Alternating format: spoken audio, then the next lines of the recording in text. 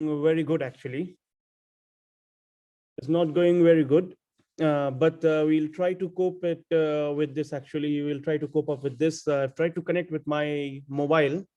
I'll see how far it goes. Actually, is it all right now? Yes, So sir. better than Yes, before. sir. Okay. So I was saying that we have talked about the different aspects of tissue culture, the different kinds of tissue culture. We also talked about some basic things such as somatic embryogenesis, the nutrient media requirements. Can you see the slides? Yes, sir. Yes, sir. Yeah. Okay, great.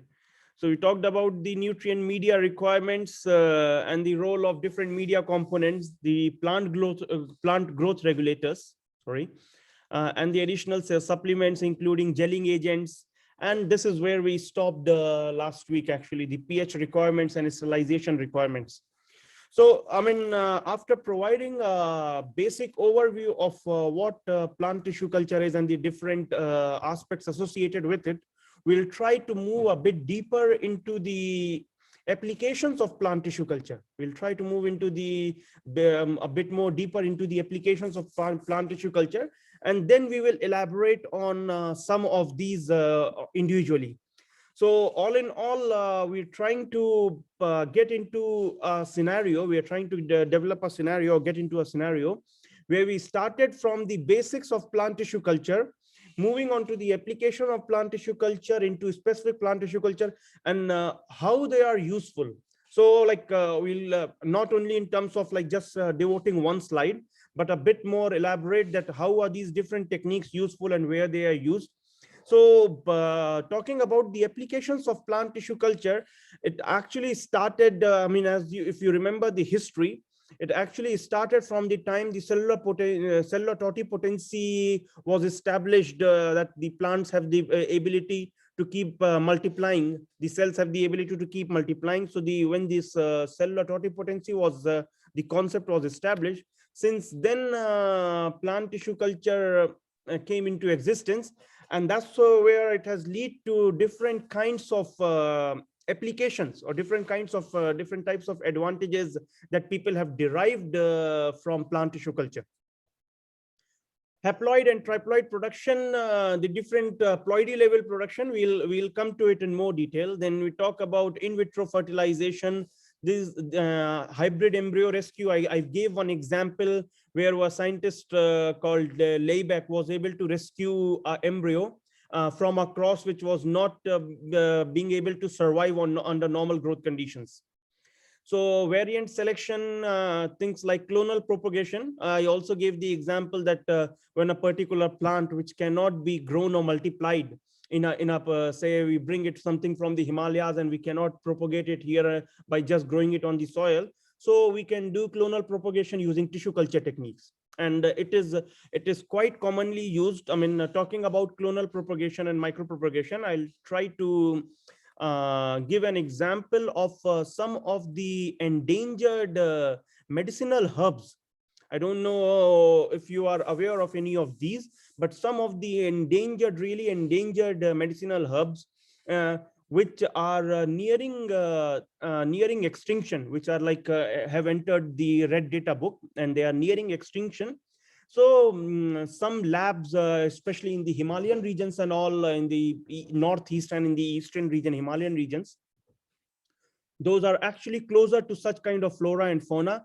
They run these kind of projects where they identify such medicinal herbs, such plant species that are nearing extinction, and then they start like the plant tissue culture. They optimize the plant tissue culture conditions for clonal propagation of that. So I mean, just trying to emphasize on how important the technique has become in the last couple of decades, and how it is being applied to the benefit of current day scenarios. For example, there is a medicinal plant known as I'm forgetting the name actually. There is a medicinal plant, I'm forgetting the name, some Himalayan herb.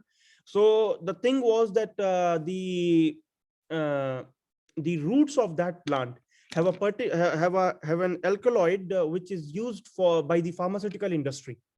So what they used to do earlier, and it is grown widely in the Himalayan regions, in the sub-Himalayan regions, in the Himalayan regions, it is grown in the wild. Actually, they don't use to propagate it, or they don't use to farm it.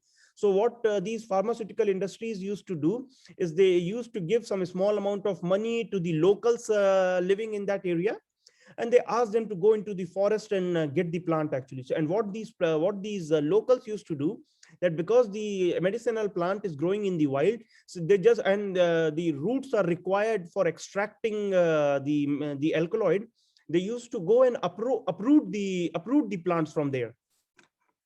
And slowly and slowly it became such an issue that the plant started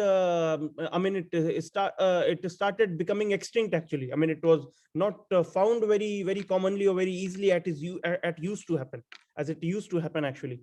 So then it started nearing extinction. I'll share the name of that plant. It's a very important one actually, because this was discussed in one of the parliament sessions. I think way back in 2014 or 2016, it was discussed in one of the parliament sessions. And from there, some of the scientists picked up the idea that if the plant is nearing extinction, and just for the sake of the roots, the pharmaceutical industries are using it. So why not start and try to develop a plant tissue culture method for propagating the plant, so that will reduce the pressure on the natural flora, and at the same time use the tissue culture conditions for extensive root production, so that you get the so that pharmaceutical companies can actually contact these scientists and get the roots directly from these tissue culture propagated plants, rather than getting it from the wild. So in this way, the wild flora is maintained, it's not getting lost, and then you have a ready source of the alkaloid without damaging the natural flora and fauna. So just see, this is how the people or the scientists, they have utilized the technique for the betterment of the society, or for the betterment of the people, as well as for the pharmaceutical industry. So this is how it progresses. This is how we need to apply our knowledge, our science, for the betterment.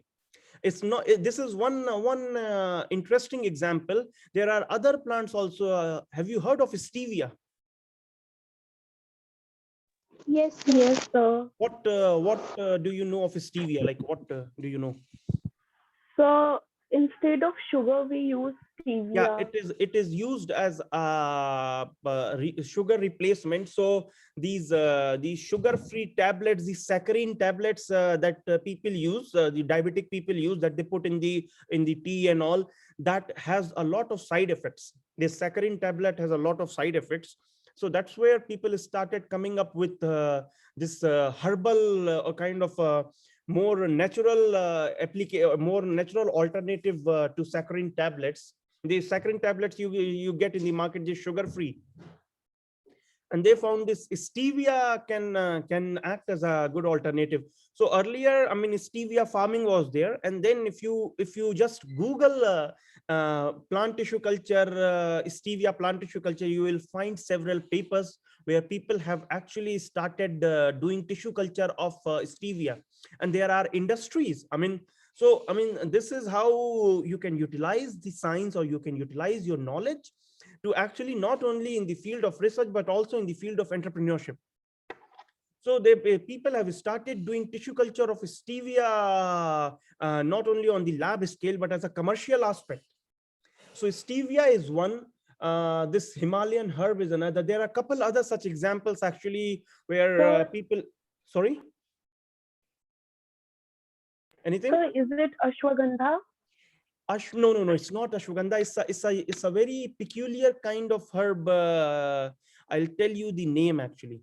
I'll tell you the name. It was in the news. It's not very common. It's not very common. It's a unique kind of thing. But I'll tell you the name. I mean, I came across this his story because it was discussed in the parliament. Like, somebody raised this point. Anyways, So getting back to the application, so clonal propagation by micropropagation is another application. Then you have virus elimination, shoot tip culture. We can get virus-free plants if you do tissue culture of the shoot tip. Then germplasm conservation by using tissue culture method. There are some repositories in India and abroad. They maintain these different kinds of near extinct plant species, and they propagate it by tissue culture. Say, for example, if they are conserving the plant species from different areas within India, and the conservatory or the repository is located somewhere in New Delhi. Of course, you cannot grow plants of all different geographical locations in New Delhi. So then, I mean, the labs or these kind of repositories, they resort to tissue culture practices for maintaining this germplasm conservation, because in order to maintain any kind of germplasm, you have to keep growing it, keep multiplying it. Otherwise, it will die off in some time. Like the seeds, they lose their viability if you leave it for years. So similarly, these germplasms, be it stem cells, be it plant tissues, be it bacterial cultures, be it fungal cultures, you have to keep multiplying them. You have to keep growing them every season, every period. So that's how they maintain the germplasm. And then production of industrial phytochemicals is just the example I gave you. And of course, one of the major things which we'll talk about is regeneration of plants from genetically manipulated. Like once you generate a transgenic plant by genetically engineering it, and then we want to regenerate it or we want to propagate it. So that also where PTC plays a very crucial role. So as I said, that in all these different applications of plant tissue culture, some of them will be covering in more detail. So micropropagation is one actually. And as the name indicates, it is the in vitro clonal propagation of plants, which refers to the multiplication of genetically identical individuals by asexual methods of regeneration from somatic tissues or organs. So you take it is an asexual method of regeneration. We take the somatic tissues or organs. We have talked about callus. We have talked about organogenesis. We have used all these terms. That's why I've introduced these terms before we move on to a bit deeper, like getting a bit deeper into the tissue culture techniques. So it is a common practice, as I mentioned, it's a common practice in horticulture and forestry, especially with trees and all. If you want to preserve them, then of course you don't have to grow the full tree, but you can keep the plantlets under tissue culture conditions, and that can be handed over to nurseries from growing them, or to the forestry department. So this is how they maintain in the tissue culture. If you visit, I don't know if you have happened to, but me being an agriculture graduate, I visited some of these kind of laboratories. Even in the forestry departments and all, they have a tissue culture section. They have a tissue culture setup where they keep propagating some of these tree plants, these trees actually, by tissue culture method, by maintaining a nursery kind of thing. And then as and when required for plantation, the forest plantation, just take out the plants from the tissue culture condition, bring it to the nursery, and then finally into the field, into the forest. So this propagation technique you would have studied earlier also, where we talked about like this general propagation includes cuttings, layerings, splitting, grafting. All those are part of micropropagation or propagation. But since the advent or since the start of tissue culture conditions, especially in tree species, orchids, flowers is one of the first things, among the first things that have been propagated tissue culturally. So because the normal traditional methods are very difficult to be maintained actually. So that's why this came as a boon for maintaining these orchids and tree species. This is what I mentioned, that with the advent of totipotency of plant tissue culture, this became a potential alternative method for clonal propagation. The clonal propagation became an alternative method. Now, what could be some of the major advantages or why it became such a successful method, micropropagation or tissue culture thing in particular, micropropagation in particular, is because you can generate a large number of identical plants. Sorry, You your know, voice is not clear. Sir, your voice is I can breaking. try to repeat, but I can't do much better than this. I mean, if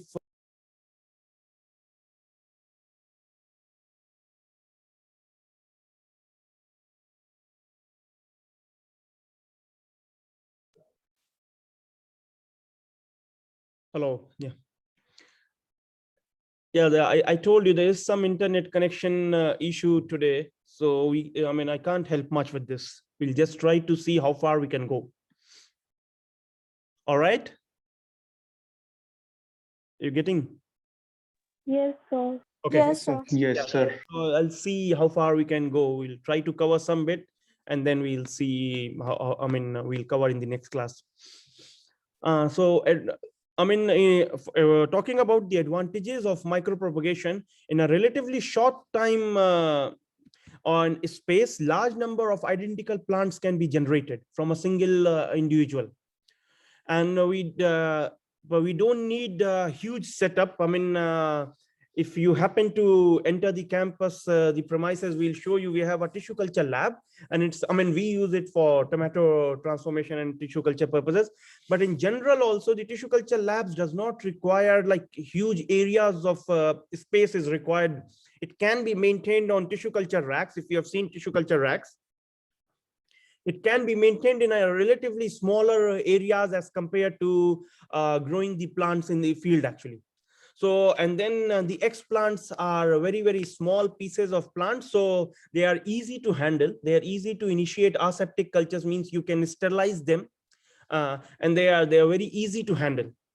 The rate of multiplication, as I said, is much faster than the in vivo methods of vegetative propagation. I mean, tissue culture, the growth stages moves faster. The rate of multiplication is faster as compared to growing them in the field, because you can manipulate the nutrient.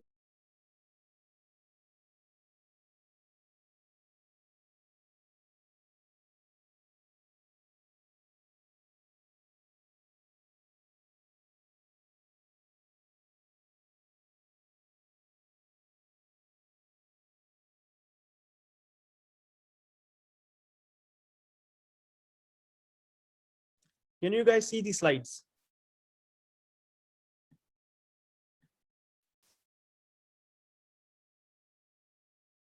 Hello?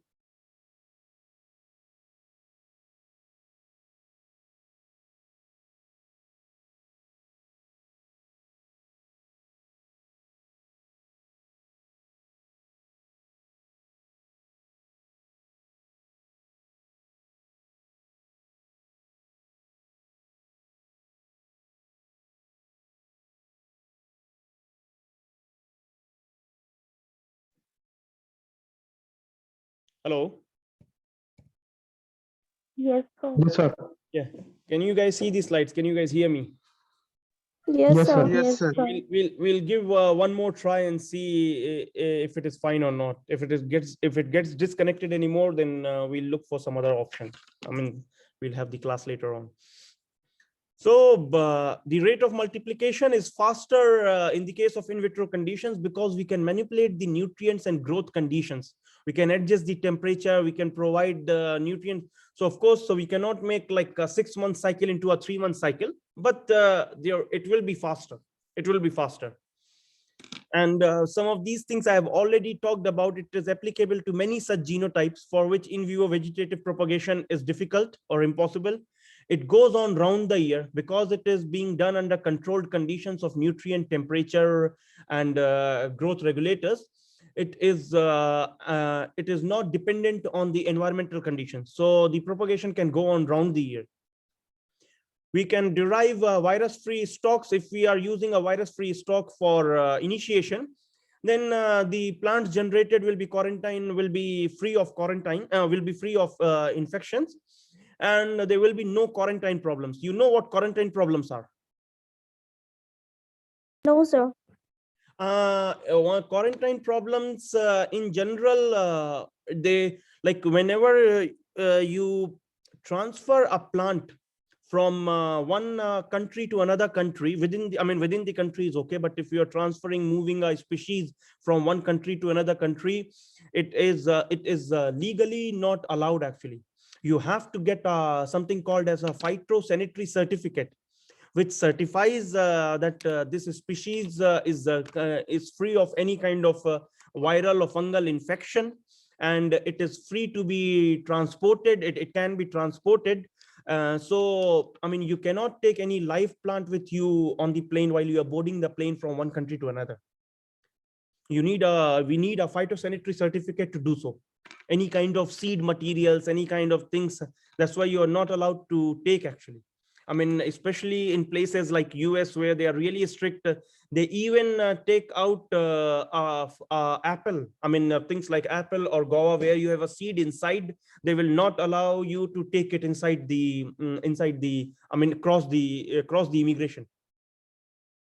It is sometimes that strict because it has happened in the past that people have just, I mean, not now actually, I'm talking about like way back in 1930s, 40s, that people have transferred or some taken plant species from one country to another, and that has actually kind of multiplied really uncontrollably. And if there is a fungal infection or while it will find new host plants in the country where you're taking it, and then it can, I mean, the problem can be really huge and serious. So that's why if you are doing, I mean, growing such plants, or if you are able to use plant tissue culture as a technique for getting infection-free plants or microorganism infestation-free plants, then of course it will reduce the quarantine problems. So you don't have to maintain any kind of quarantine. So you don't have to, I mean, the phytosanitary certification is easy. So all those things become easy actually. So that's why plant tissue culture is considered a really good option for those kind of things. The in vitro production can be planned by storing the cultures, all these things we have talked about. Then micropropagated plants can acquire new desirable traits and increase, I mean, we can modify the growth conditions. We can modify, say, if you want more roots, so you can do, I mean, modify the conditions in tissue culture so that the plants can generate more roots actually. We do root culturing. You can do root culturing kind of things, or you have more number of you cut the apical bud and more number of axillary buds. So those kind of things can be tweaked as per the requirements. So talking about some of the advantages, we move on to the stages of micropropagation. So I have just tried to list out the different stages and what are the key aspects or key things that we do or we look for in that particular stage.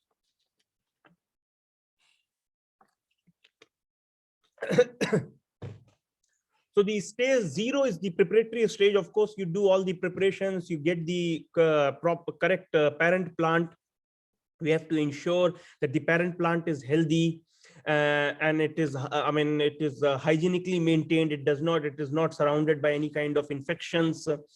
Then if before you start the micropropagation, if there is a requirement. Am I audible? Yes, sir. Okay. Yes. sir. Okay. So if there are any kind of pre-treatments required, I mean, say in terms of if we want to prepare the, I mean, have the parent plant a particular light or temperature conditions, so any kind of pre-treatments are required. So all those things are taken care of in the preparatory stage or the stage 0. Then of course, the stage 1 is the initiation of cultures. So the aim of this stage is to establish aseptic cultures of the plant that has to be micropropagated using suitable. So you select or you pick up the suitable X plant and develop aseptic conditions. You prepare all the media and everything that we have talked about. And then you do the, I mean, we initiate the aseptic cultures. Initiate the aseptic culture. So it involves selection of X plants, sterilizations, and browning. Like a selection of X plants, you understand what I mean. So you take the X plants, you do the sterilization of the X plant and sterilize all the media, all the tools required for the tissue culture. So all these things are taken care in this stage. Then browning is one aspect is like when we are trying to propagate a tree species or any such kind of plant which has a lot of alkaloids, so you will take the X plant from the tree species. Okay, and those tree species or those X plants from the tree, they release a lot of toxins in the media, making it completely brown. And sometimes it gets so much that even the calyces turn brown and they start dying off. So this is something that we need to take care during the initiation of the cultures. Then the next stage is multiplication. Of course, the entire objective of micropropagation is multiplication. So the success of the micropropagation protocol is largely dependent on the efficiency of multiplication. That how the callus is regenerating, the callus that we have got from the X plant, how well it is regenerating. And then the multiplication can be done by doing direct adventitious bud formation from the X plant. So any shoot bud from the shoot buds from any part of the plant other than the apical or axillary buds are known as adventitious buds. So that can be used for multiplication. And then you have forced axillary branching. Forced axillary branching, as I said, that you cut off the apical bud, so there won't be any apical dominance. And then there will be a lot of axillary buds, so that can be used for multiplication. So shoot multiplication can be achieved through some of these ways, and multiplication is one of the core stages of micropropagation. Now, once you have done the initiation, culture initiation, you have done the multiplication, you have got small plantlets. Now the next thing is establishing those plantlets. So establishment of those plantlets require shoot elongation and rooting. Now, the somatic embryos that we get from these propagation, the somatic embryos that we get from these propagation techniques, they are bipolar, mean they will have a shoot primordia and they will have a root primordia. So they can germinate and form a complete plant. But in the case of these shoots coming from callus cultures or from regeneration callus, we need to develop roots actually. Okay, we need an additional step of rooting. Where is it? Yeah, we need an additional step of rooting for completing plant formation. So this is something that we do in the lab also. For example, when we do this tomato culture. So once you have the from the callus which is infected for transgenic plant formation, we'll talk about it in the next unit. Then once we got the plantlet, this plantlet, we need to provide it a rooting medium. We prepare a high oxen medium, and we put the plantlets on those medium for them to develop roots so that they can start establishing on their own. And then this is what I just said actually, that we transfer these individual shoots into a suitable medium containing a suitable amount of or optimal amount of oxen. This is for rooting purposes. And if we want to cut down on the cost, I mean, this is commercial companies or as part of the industrial scale, they resort to in vivo rooting. In vivo rooting means rather than using media and all those things, they just take the shoots and put in the soil with the nutrient solution and all, allow the plants to generate develop roots naturally rather than inducing it by providing oxygen. And then the last stage is transplantation and acclimatization. So I will show you. Okay, I have this here actually. So can you see this bottle? Yes. Yes. Okay, so this is what we use for transplantation also. So once we have we have the callus in the plates and the callus start giving some kind of greening, so we will transfer those green calluses to these kind of bottles, and they will start giving small plantlets. And then we will take those plantlets and we'll transfer to individual bottles. So earlier one bottle had say 5 to 6 such plantlets, and then we have transferred one plantlet to one bottle. So this is kind of transplantation where we are giving more nutrient to individual plantlets. Earlier, the nutrient media was shared by 3 to 4 or 5 plantlets, but later on when we transfer to individual bottles, we are actually providing more nutrient solution or more nutrient media to individual plantlets for them to become healthier and for them to start being more robust. Yeah. Okay. And once they are slightly bigger for the size of the bottle, we'll move them into small pots. We move them into small pots, but in that case also, we do not just leave them out in the open. We cover them. We cover them with cling wrap, or we cover them with polypacks actually from top. And this is something we do. This is what we called as acclimatization. So from a sterile condition, like tightly packed condition, we are moving them into pots with a polypack on top, so that it maintains the moisture. So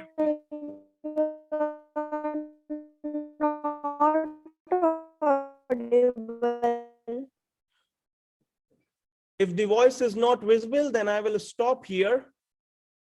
And because the session is anyways about to end, we will stop here, and we will meet. I don't know. Actually, tomorrow I have an exam duty, so tomorrow there will be no class. And Hitesh, are you there?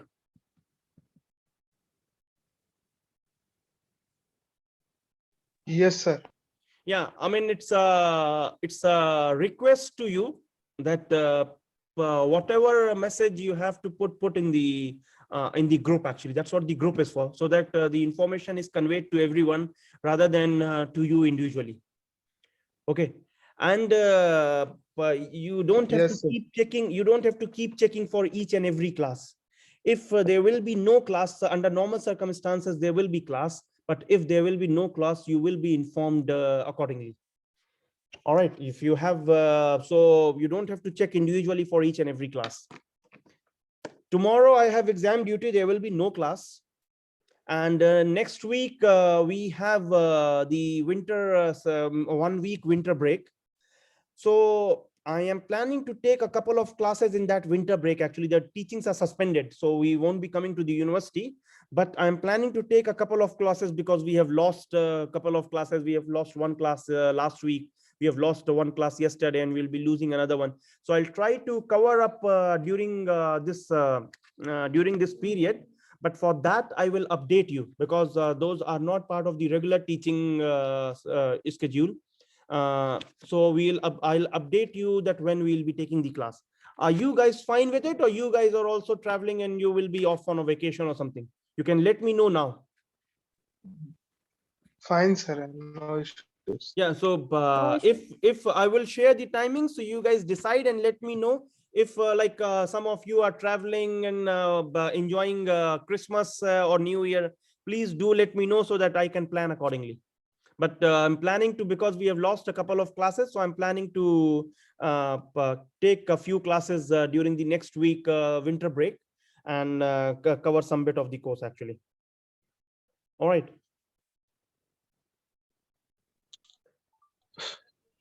Sir, I have a doubt regarding the application. Yeah, tell me. When I asked about document submit, sir said to mail. So we have vacation. So do we have any problem regarding that? Regarding what? We are supposed to mail certificates before 31st. No. Don't get confused. The office will remain open. The HOD office will remain open. Only the teaching part is suspended.